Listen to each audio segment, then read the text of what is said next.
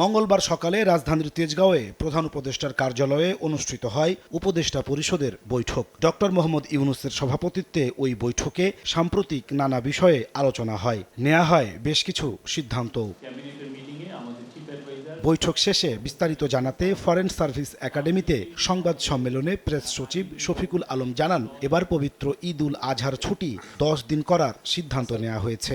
5 June থেকে 10 June পর্যন্ত ছিল ঈদ উল আজহার ছুটি, কিন্তু দেখা যাচ্ছে যে ওয়েডনেসডে অ্যান্ড থার্সডে, যেটা জুন 11 এবং 12, এবং অনেক ক্ষেত্রেই সেইটাকে ছুটি ঘোষণা করে মোট 10 দিন ছুটি, যার ফলে যেটা 11-12 হওয়াতে আপনার 13-14 তারিখ উইকেন্ড, তাহলে মোট ঈদ উল আজহার ছুটি হবে 10 দিন। আইন, বিচার ও সংসদ বিষয়ক উপদেষ্টা ডক্টর আসিফ নজরুল জানান, আগামী এক সপ্তাহের মধ্যে কার্যকর হবে নতুন সাইবার সুরক্ষা আইন। আগের আইনের 9টি ধারা বাতিল করা হয়েছে। আগের সব মামলা স্বয়ংক্রিয়ভাবে বাতিল বলে গণ্য হবে বলেও জানান আসিফ নজরুল।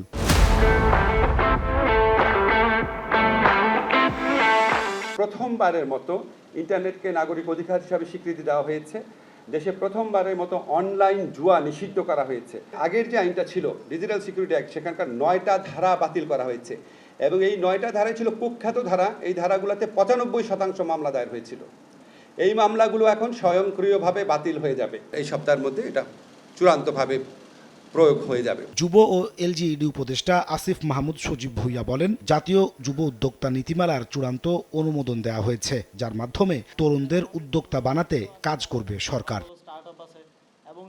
নাজমুস সালেহী, সময় সংবাদ, ঢাকা।